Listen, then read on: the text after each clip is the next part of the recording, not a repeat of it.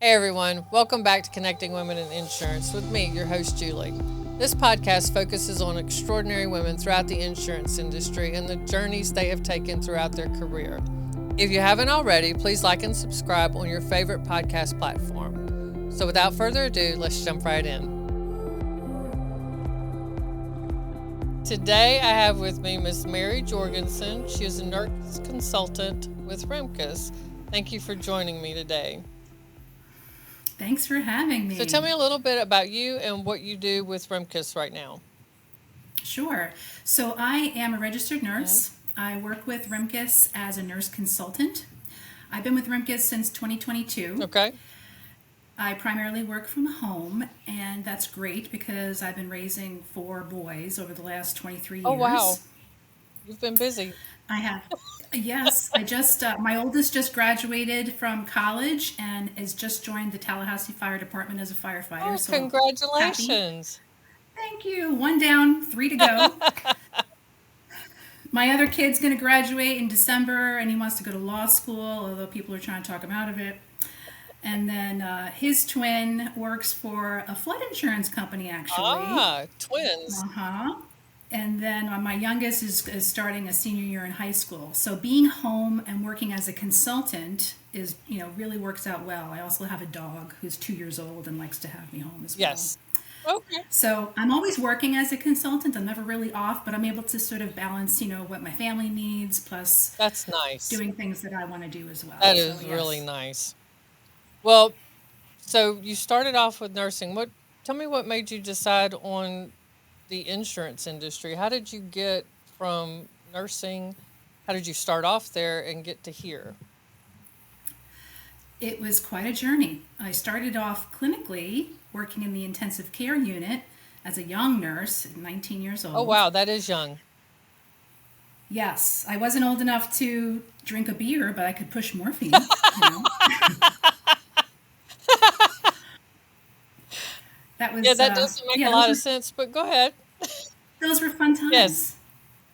And so, from the clinical environment, I started working for the New York State Nurses Association as a union rep, a nurses union rep. So I saw a lot of problems in the hospital, helped to negotiate contracts, employment contracts, represented nurses in grievances and arbitrations, and that was very Oh, exciting. I bet it was. But I got burnt out from that I though, could see that. and I was looking for some other way to use my clinical knowledge but not be burnt out because I had just gave birth to my first son at the time, and that was the year 2001. Oh, wow. So I found a law firm in Manhattan who was looking for a critical care nurse to help them review medical records for litigation. Oh, that sounds interesting.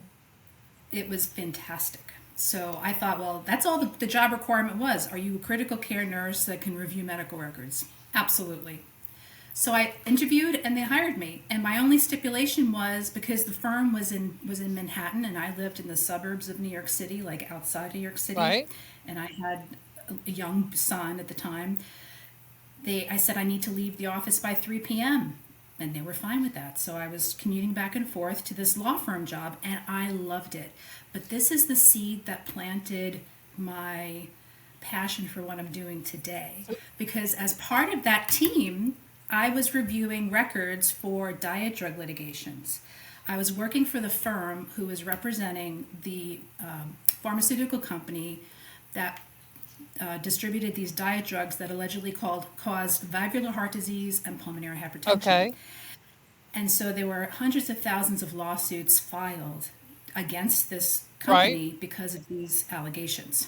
And so my job with a team of nurses was to look through these records to find out which are the real cases and which are the fraudulent and not real cases.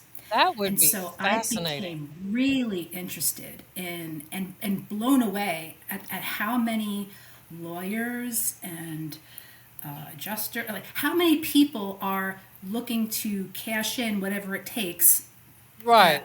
and lie. They just lie. So I loved that investigative type work to find out, let me find the evidence. Do they really have what they're Right. Oh, alleging? that And sounds I like so loved much it. fun. I loved it. And I thought, oh, I'm never going to leave this law firm. I'm going to stay here for the rest of my career. But then I got pregnant with twins. Ouch. And so I had a little baby at home, and then I was pregnant with twins, and it was a A lot, lot. So, and I was paying a lot of money for daycare, like probably well over $20,000 a year in Good daycare Lord. back 25 years ago, 20 years ago. So I decided to go back to the hospital and just work nights and take care of my boys during the day. And then I got pregnant with a fourth boy. And things became hard because I didn't marry for money, Right. I married for love. So I always have to work. And my husband and I decided to move to Florida to franchise a 7-Eleven store and hopefully have a more simple life. Right. So we did. And I, again, working as a nurse in Florida was very different than New York, and I was looking for another opportunity where I could review medical records. Right. So I did find a job working for the Quality Improvement Organization for Florida and California at the time, which is a Medicare Quality Improvement Organization, to review records to investigate Medicare beneficiary recipients who were complaining about their care. So they would file a complaint. We would look at the complaint. We would request the records. We go through the records to see is there anything in the record that substantiates the complaint, and if so, I would be the one to identify it, push it to a doctor to say yes or no, and then I would communicate with the family and the patient about what happened with their care in the hospital that they were unhappy about. And I was really good at that work that they promoted me to management, and they wanted me to build a team of nurses and social workers to take these calls. Anyway, the short story, the contract ended, and I ended up not liking management. I kind of liked it just to do my own thing. Right. So I found a law firm in Manhattan, not a law firm in St. Petersburg, looking for a nurse paralegal to help them review medical records for medical malpractice defense, personal injury defense, nursing home negligence defense. And I was like getting flashbacks from when I worked at that law firm in Manhattan. Like, that's what I want to do. Right. So I worked for them for 5 years or so, and I got itchy because I felt like I just had like a ball and chain to my desk, Mm. and I was just ripping out, ripping out chronologies and reports, and attorneys would just copy and paste my work into theirs, and I didn't feel very appreciated or valued, and I really felt like I was capable of doing so much more. Mm-hmm. So I subcontracted on my own, and I left that firm. And I worked for a few different companies who work on personal injury cases. Okay. And I found Rimkus through a neighbor. I went to a neighbor's house who was having a little gathering to say thank you for being a good neighbor. His wife had passed away, and so he had a little neighbor party. Right. And talking with another neighbor about what I did, he's like, I think we need someone like you at Rimkus. I'm like, oh, well, tell me about Rimkus. So I was hired at Rimkus to help the experts who are biomechanical engineers, human factors experts, toxicology experts, but primarily the biomechanical engineers. They get retained by people all over the country to investigate car accidents to see did the mechanism of injury, cause their complaints, actually have an impact on what they're alleging. So again, it's like investigative type work. So me and another nurse would review these records for help review these records, do summaries for these experts, and we would basically help them review that part of it because we know how to dig in a medical record. Right.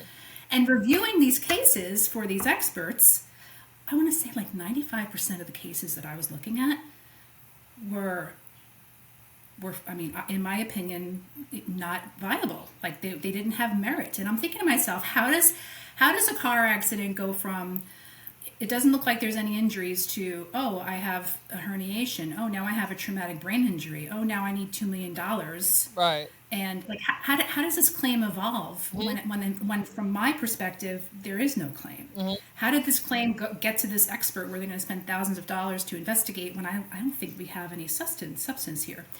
So I decided to talk to Rimkus, and I said, we can do more with our clients. I'd like to help our insurance companies that we serve, help them identify early claim investigations where we can identify the claims that have merit versus don't have merit. Like whatever I can do to help in that aspect. And that's kind of how I got involved in working with insurance.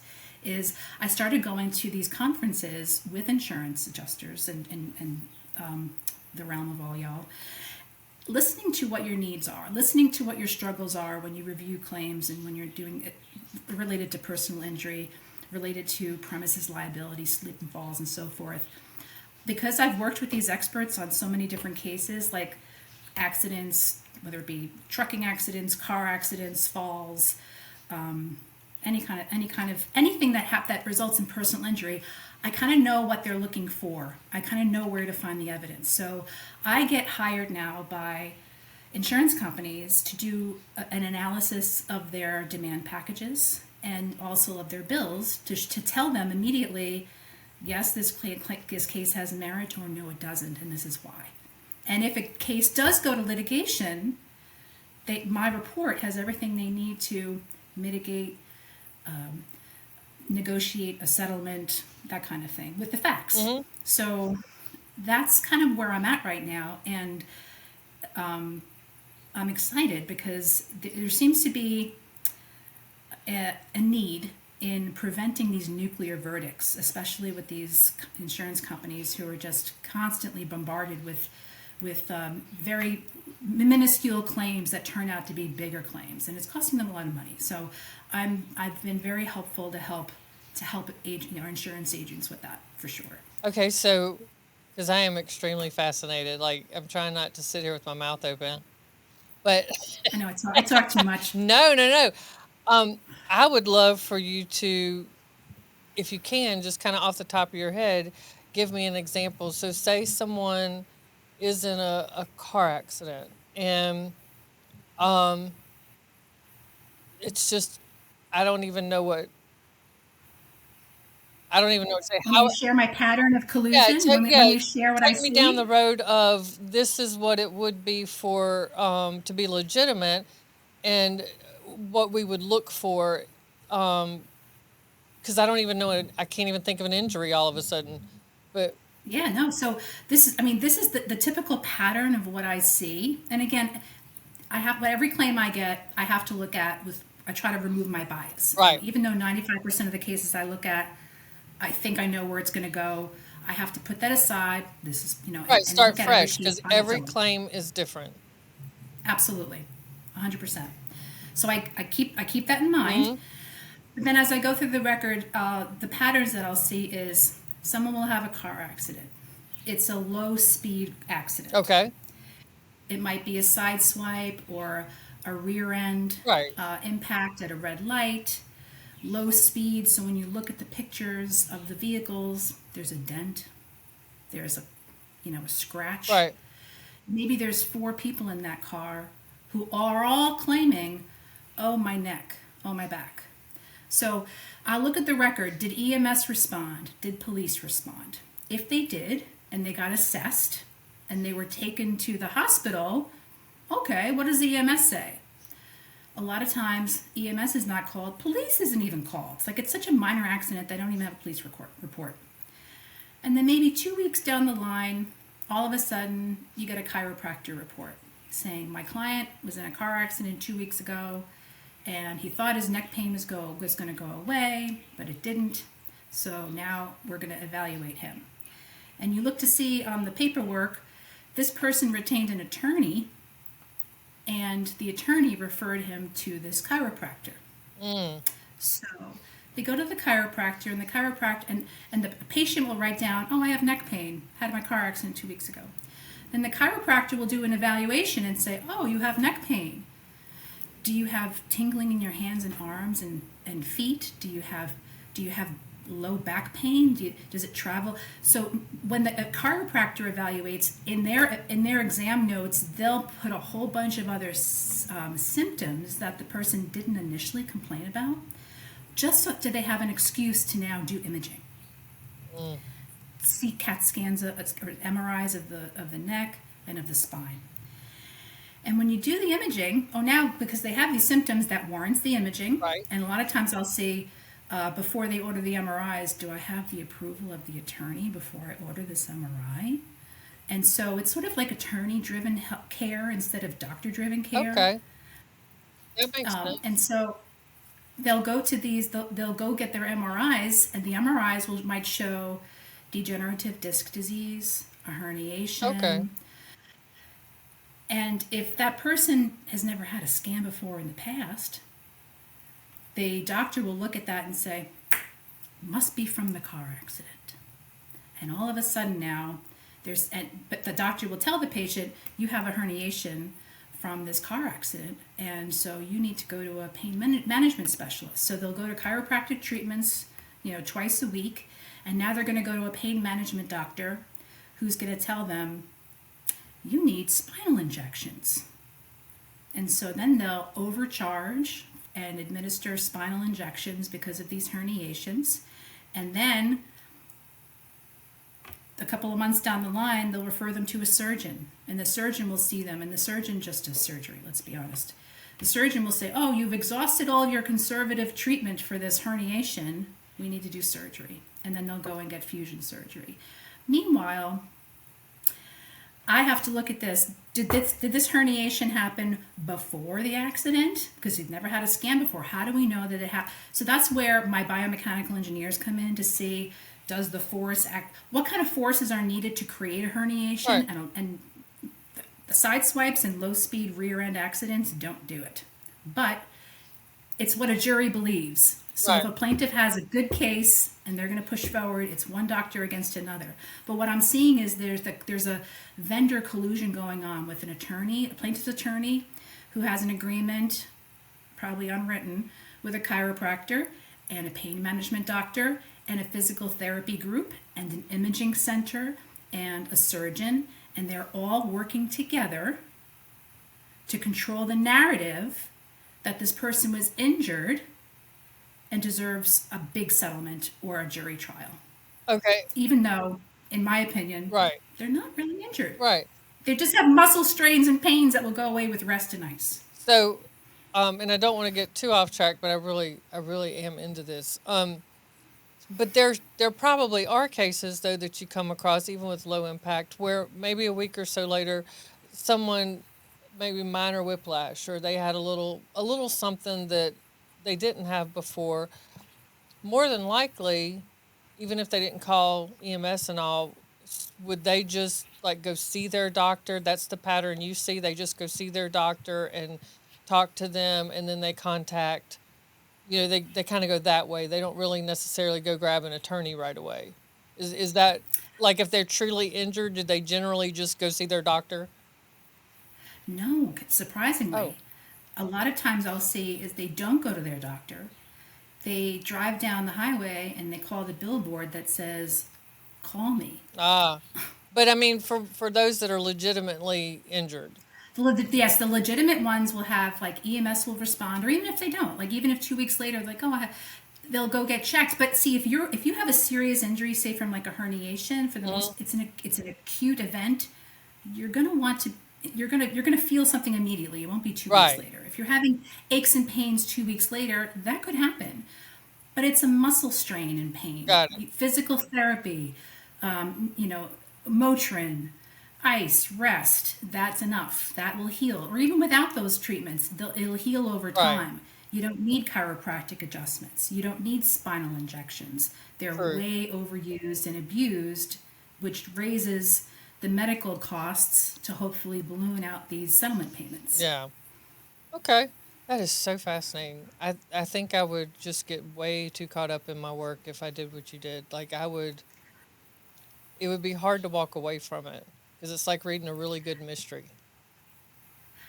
Yes, and I found too is I thought I'd be really helpful in that realm, but the second piece that the insurance folks need from me is the billing piece, because not only are they pushing forward these treatment records, they're also pushing forward these bills. And when you look at the bills, they don't add up to what they're producing in the treatment records. So you need someone with a keen eye to look at the bills and say, oh, they're they're billing for a rotator cuff tear, but really they just have like a shoulder strain or whatever. Ah. or when they did the injections, the way they billed for them, they billed them all the procedures individually instead of together, because there's different codes for each type of procedure, and based on the code there's a cost to it, and so they'll change the way they code things for a higher bill, or they'll and so then as a coder and a biller, I also look at that, like, this is what the record says and this is what the billing says. And even though this is what the billing says, this is really what it should be based on my review when I compare everything together. And so instead of just saying, oh, it's a $10,000 case, let's just, settle. The insurance agent, they want to be able to push claims off their desk. They're going to get them in, they want to get them out. So I try to help help them, give them clues as to which ones, need to be addressed and which ones don't. And I look at both medical and billing. That's very interesting. Like, that would be so much fun. It is Yeah. fun, and it's like, wow, it's kind of, I've come full circle. Like, as a nurse, I've worked in the ICU, I've worked in Hmm. EMS, I've worked in trauma, I've worked in all elements because I've always worked full time. Right. So I know medically, I'm very well medically trained, and also I'm experienced with the litigation aspect of it. And I know the tips and the tricks of the trade of what these people try to get away with, and so I could be of service. Yes. That is really interesting. So, in all of this, your journey throughout, did you ever make a mistake or a decision in your career and you thought, I'm gonna have to start over. That's it. I'm either gonna get fired, quit, or just whatever. I mean, but you learned from it, and it helped you later, or even helped someone else later. Um, you know, if I could be a little vulnerable here, Yeah. there's been certain jobs that I've had Hmm. where I might have like a conflict with someone because I see something different. I see something different. I'm looking at something differently than someone Right. else, and there's like a conflict. And so I've seen a pattern where when things get kind of hard in a workplace for me, and I'm struggling with like personalities or instead of trying to work it out, Hmm. I immediately would be like, oh, let me go check the job boards and see what other kind of job I can get. Like, just kind of like change focus. Right. And so I've become resilient so taken on different types of roles in nursing, and now this role as a consultant, I've learned to push through those tough times where, like, if I just write it out, I'll develop those skills, and I'll be more confident in these circumstances later on, where I don't just have to turn around and look for another job. I'm going to work this out, and I'm going to find a common ground. And so I've learned how to be flexible and, I guess, easier. I say easier. I'm always easy to work with, but I learned how to be flexible and to work on issues that can be resolved versus me just running away from them. So That's that's a valuable lesson to learn, because learning to be flexible, it sounds super easy. It's really not, because everybody has their opinion and everybody thinks their opinion is right. And it's once you get, I don't know, I think once you get into your 40s, you're like, it maybe I'm not always right. Like in your 30s, you're still like trying to push through and just make things happen, kids, work, whatever. But I think once you learn that how to be flexible and work with someone who has a different perspective or a different opinion, and you navigate that, and it takes some time because not everybody's willing to uh, navigate that with you. Not everybody's willing to work with you. They've got their opinion and that's just it, and you figure it out. But for the most part, people will. And I think that's a huge lesson to learn, to not run and to face it and to work it out. And it's not always comfortable and sometimes it's awkward, but in the end, it's worth it. I Absolutely. mean, kudos to you because that is, I can see too where you would have been that way being 19 and in with all these people who are older than you and more experienced in a lot of ways, and not just in work, but life. So it would be like, I don't know how to deal with this because I would have been that way and I'm going to look for another job. Um, Yes. but finding your footing and figuring out, okay, it's time to stand still and it's time to talk it out. That's huge. And everybody gets to that point. Gets to that place at some point. And when they do it, it's very empowering in a lot of ways and freeing because even though someone has a different opinion, that doesn't mean you can't work together and be stronger together because you're going to see things differently, and that's not a bad thing. So that's awesome. I really I like that. Um, Thank you. And it's helped me in this work now, working with different consultants, mhm. because we all might see something that, from a different perspective, but it helps put the truth together and all the facts Oh yeah. together. Oh, I can see that. So, what advice would you give to women listening that want to move forward in their career, no matter the industry? I mean, and what you just said is a good piece of advice, but if they're wanting to move up or do something new, or because you've tried a lot of things, what would you tell them? I would tell them to find their local Toastmasters club.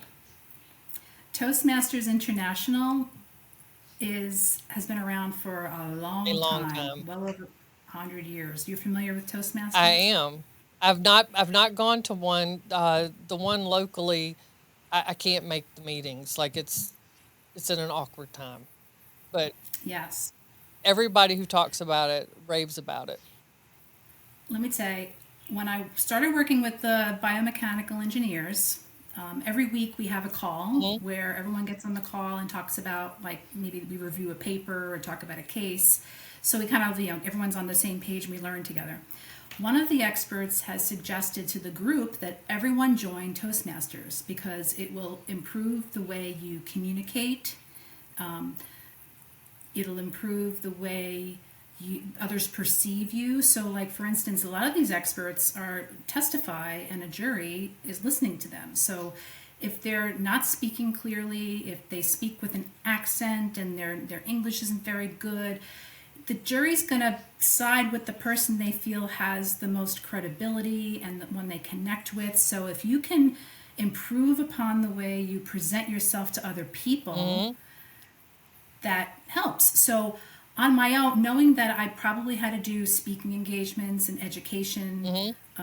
for potential clients, I'm a bedside nurse. I'm not a speaker, right? So, I said, I need Right. Toastmasters. So, I joined my local Toastmasters. I've been there about a year and a half, and that has changed the whole trajectory of how I see myself, Mhm. how I feel about myself and my career. I have more confidence. I've met people like at the club. Everyone is there to help each other improve, whatever that may be, as far as Mhm. your speaking, your confidence, and so forth. So that's my biggest suggestion. Join your local Toastmasters. You will get so much out of it, and your career will definitely get a bump for I sure. agree. That is an excellent piece of advice and one I would have never thought of, and I don't know why, but that is an excellent piece of advice. And it's fun Yeah, too. I've It's heard it's actually a not lot of only are fun. you improving yourself, you're having fun, and you're meeting genuinely good people. Mhm. Okay, so we're gonna have a few fun questions, and I'm gonna ask them. Just answer off the top of your head. There's no right or Oh, wrong. I'm so boring. Okay. I You're am. not. So, what is your favorite hobby or pastime? Toastmasters. I love giving. Honestly, I wanted to write a book. I've had so many funny stories in my time in nursing, raising my four boys. I've been married for 27 years. I got some funny stories there. I thought I would write a book. But honestly, like when I go to Toastmasters, we put together speeches, and I'm actually competing in a humorous Oh, speech contest. And so I'm like, you know what? I'm not going to write a book. I'm going to write little mini stories and tell them like in an animated way on stage. And actually, I'm going to start taking improv classes because those are fun. I want to do more fun things. My youngest daughter took acting and modeling classes, and we would drive to Atlanta all the time, back and forth. And the improv was the best. Like, I, I would I would help out. I didn't get involved in any of them, just because I wasn't there to do that. But they were so fun and funny, and it really does pull you out of yourself. It pulls Yes. you out of your comfort zone, and you realize there's really there's nothing to be scared or embarrassed about. Like, you just be you and do whatever it's required, or whatever they're requiring at that moment. But it's a lot of fun. So you're going to enjoy that. I'm excited. Yeah, you're going to have to video it and send it to me. Okay. All right. I will. She said it's going to be like a whose line it is anyway Hmm. kind of format. Oh, Yeah. that'll be so much fun. Okay, so what's the best compliment you ever received, personally or professionally?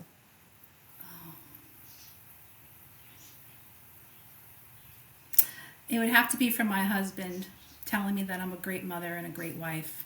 That is awesome. Like at the end of, you know, 20 years of marriage and seeing me at my worst and at my best, that it means a lot when you hear that That is wonderful. with sincerity. I love that. Um, what is your biggest pet peeve?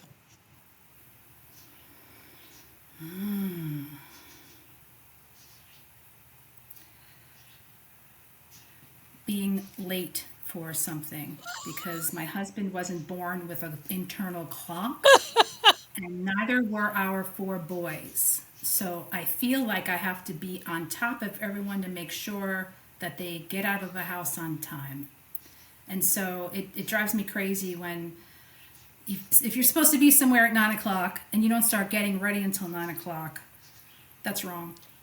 That's a pet Yes, peeve of mine. yes, um, It's disrespectful. yes. Have you ever set the clocks up? Yes, and I've put appointments on the family calendar, and I pre-time them so that they get there early, hopefully instead of late. Yes, I do all of that. Whatever I need to do. And now, when they're on their own, they're on their own. At least my firefighter now has threats from his chief, so he has to, he doesn't have his I'll mother get looking it. after him They anymore. will get Yeah, it. That's funny. yeah. But I can see that being late would really bother you. Okay. So if you could have any animal in the world, no matter what kind it is, what would it be and why? It would be a koala Why is that? because they're so cute, Oh, and I kind of had a rough uh-huh. childhood, and in second grade, I was gifted from one of the boys in my class a little stuffed koala, and that koala bear became like my comfort everything as I was growing up. So I think I want a koala bear. Oh, He's no, cute and soft, and that would be he's my fun. friend. I carry him around like this. He could ride on your back. Yes, why not? My koala bear. I His love name's that. Kwani. I I've always liked koala bears too, but I think I would probably choose, because you really don't need to separate them. I would probably choose a pair of elephants. Where would you keep those elephants? I'm just saying, if you could have them, that would require land. We're not in the real world Yes, it right would now. require land. I mean, my 5 acres wouldn't hold them, but I think they would be fun. That or a platypus, just because. I mean, a platypus. Why not? Yeah, why not? I do have three parakeets and a dog, and that's enough Yeah, because I'm home, so that's a lot. yeah. We have way more, way more. So you have you really have like full circled this as your career, which has been a pretty amazing journey. I mean, you and I have talked before this, and then I've learned more stuff today. What direction do you think the next leg of your journey will take you, personally and or professionally? I mean, you can talk about both or just one, but where do you see yourself kind of navigating towards? I'm really excited to grow my client base with what I'm doing right now. in assisting insurance companies and self-insured companies with analyzing cases and billing records.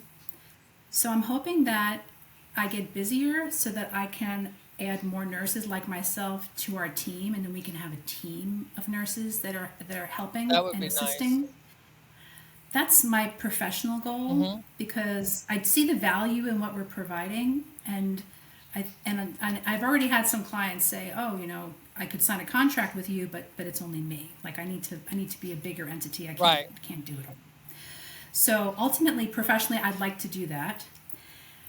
And I'm 50 now, right? And my youngest is turning 18 next month, and so I need to catch up on retirement savings and come when I'm like 60 years old, I'm hoping that I have a couple of grandkids. I'm hoping that I'm still working because when you love what you do, It's not work you don't, anymore. it's not work anymore, So I'm right now and professionally and personally, I'm creating a life for myself that I don't want to retire from Right. so that I can do what I do and I enjoy it. And I also want to, I would like to be able to work part time in my retirement and enjoy my grandkids and my kids before I'm dead in my 70s because nobody lives past like 75 in my family. So Well, you may be. I think I only have a good 25 years left anyway. You never know. You never know. Plus, you got to save up to go to Australia and play with the koalas. Yes, you're right. I want to travel. You should. Yes. Um, well, now let me ask you this. On the adding nurses, it's just a question that popped in my head just because of working with claims.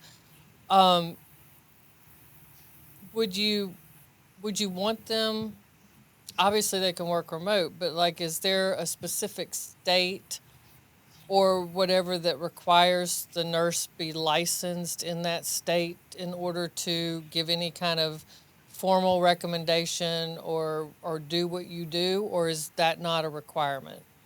I do have the nurse should be licensed in the state where they work or live, and it would be best if they're either a life care planner or a certified professional biller or a certified professional coder. And with those elements, like some nurses want to maybe let their RN expire, but don't let their license expire because there's so many things you can do with it Right. that don't require you to be in the bedside per se. So just to keep your RN license, and it doesn't matter where if your license is in Florida, you can still review cases in New York. Okay. Doing the kind of work that we're doing. Okay. You just have to be knowledgeable about the billing laws across the Right. country in different states. Because different states require okay, so it is um very similar to what an adjuster would need as far as licensing and things like that, or just knowing and understanding the differences in the states. Okay, that's pretty cool. Yep. And because we can all work remotely, it can be done. Yeah, It's easy. that's really nice. So as we come to a close, I do thank you very much for doing this with me. I love this little niche you've carved out for yourself in the insurance industry because it really is fascinating. But do you have any parting words? Is there anything like the main takeaway you would want to leave with everyone who views us? Sure. Life is short, and when I first started my career, when I felt a little fire in my soul, a little passion, like I did when I went to that first law firm. Find your passion and go make a mess of it. Go dig in and do your passion, whatever that takes. Because even if you don't get the outcome you think you want, you're doing what you love, and that in and of itself is success. Well said. Well said. All right. Well, thank you again, and I'm sure we will be talking again soon. I would love to. Thanks for having me. Oh, you're very welcome.